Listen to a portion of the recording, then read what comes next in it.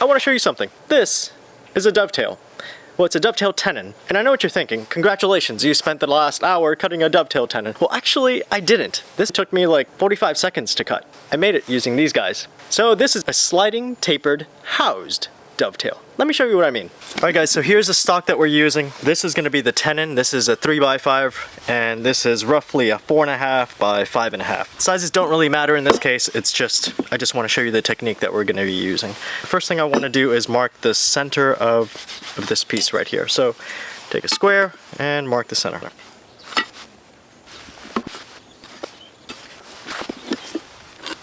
Okay, and I wanna mark it on this face, and this face. Okay, and on this piece, I also want to mark the exact center of where this joint is going to go. So let's say arbitrarily, I want my joint to go right here, and the center on this face as well. And I want to do a housing that's roughly 4 inches from the other edge. So mark it at 4 inches. And there's my reduction, okay? So now, take my piece. Now if I were doing actual square rule, I'd probably just do 1.5 inches that way, 1.5 inches this way. But because this piece is so small, I have the luxury of being able to fit it on here and make a pretty exact housing. So I'm gonna give myself a little bit of leeway, so like that. Okay, all I'm gonna do is I'm gonna make sure that those lines are actually straight, and mark it just a little bit larger so that I don't have any interference from the housing.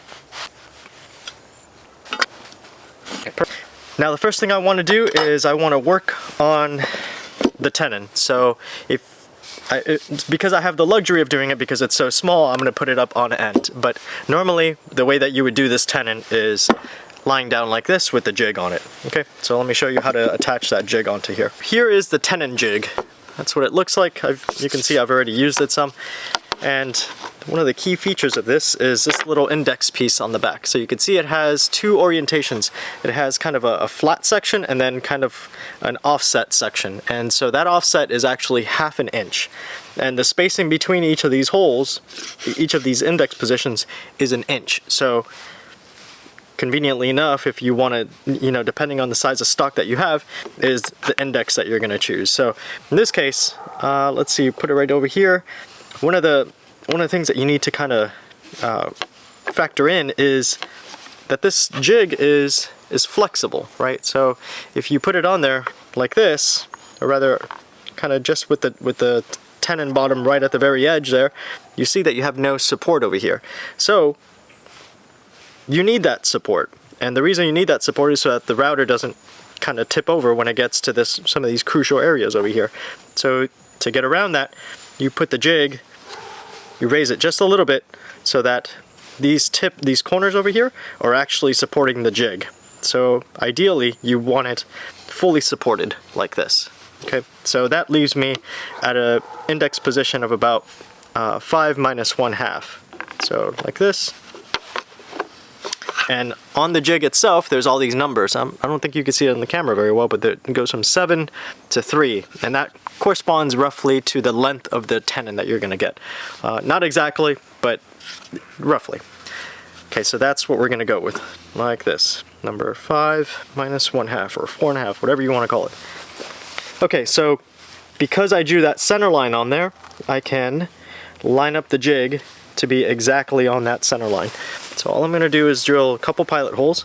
So there's plenty of holes on this jig for you. Now I just use some fine thread screws. It doesn't need to be anything, you don't need to put deck screws in this or anything. I also don't crush the jig, right? I kind of put them in there just so that they're flush with the top. So now we're ready to route. Okay, so with the router unplugged, I'm gonna set it inside the jig into that channel, and now I'm gonna make sure that the router bit is set to its maximum cutting depth. Now I like to start on the left side and then continue all the way around. I do recommend that you start on the left side and continue the cut all the way through.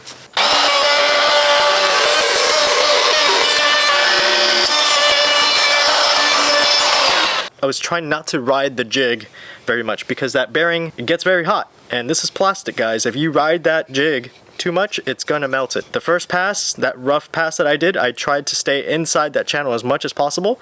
And then when I came back for that final pass, that's when I actually put some light pressure on the jig and got my final form. Now I'm gonna take this off, and of course I gotta clean up that little bit right there. Now you can clean this up with whatever you want, a hand saw, circular saw. Okay, the last thing to do on this piece before we assemble it is to shave just a little bit off. This tenon is actually going to bottom out on this face. From this direction, I'm going to go halfway, and then I'm going to come on from the other side and go halfway. And that prevents any blowout on either side. Okay, that should be good enough. Okay, so now I'm ready to work on the housing for my mortise. I've already set this router bit to depth. This is not a dovetail bit. This is a regular straight flush cut, whatever you want to call it, router bit. And this is what I use for all my housings, whether I'm doing square rule or line rule. Roughen the housing, and then I'm going to clean it up with a chisel.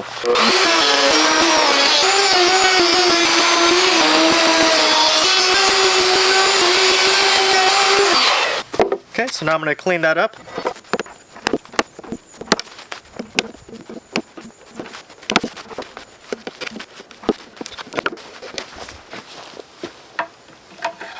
Okay, so now we're going to switch over to the mortising jig. So up here, conveniently, it says mortise jig. Fits inside that housing. Just like with the tenon jig, that index piece has two settings. Has the flush setting, so you can see those squares are jutting out right there. And then if we put it the other way, offset right there is the exact same thing as with the tenon. It's 1/2 inch. So we're going to set it to the number 5 setting and half down, so 4.5. Before we do that, we have to set our depth. So 1 1/6 of an inch long. That's the depth of the router bit that we're using, the big dovetail. So this helps in setting the depth of your router bit. So right there. The one that comes with the kit is a little bit larger, so you don't have to kind of move it like that. But anyway, there's a depth gauge included. Okay, so you still have that center line over here. The index also has a center line cutout, so you can help line it up. And there we go, right in the center. So I'm going to drill some pilot holes.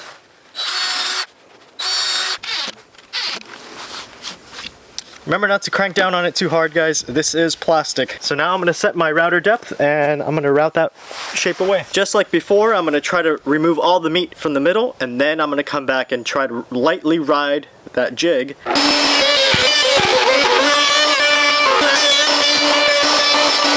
So let's take off this jig. A little bit of tear out on that side. That's okay. Okay, so here's that tenon that we made.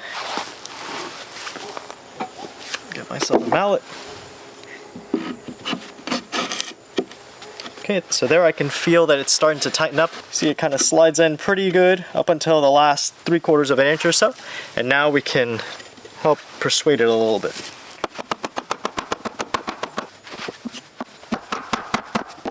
And there you go. That's about as flush as can be. Gosh, that's pretty good. That is super tight. And then with the housing, you can see I was a little bit generous, and I gave myself a little bit too much space there. Also on this side, but hey, that's what housings are for, right? As you get better at it, you'll be able to mark those housings a little bit more accurately than what I did. This is a pretty solid joint. So you can see I can pick it up from the tenon, and this whole thing is still attached, right? To disassemble it, pretty much the same way.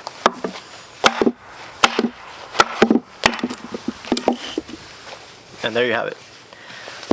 One sliding, tapered, housed dovetail. Made possible with these guys. Any of the specific questions that you may have, such as which router bit, which bearing to use, the router that I use, where to find these jigs, all that stuff is going to be found in the description. So make sure to click down there, find all the information that you need.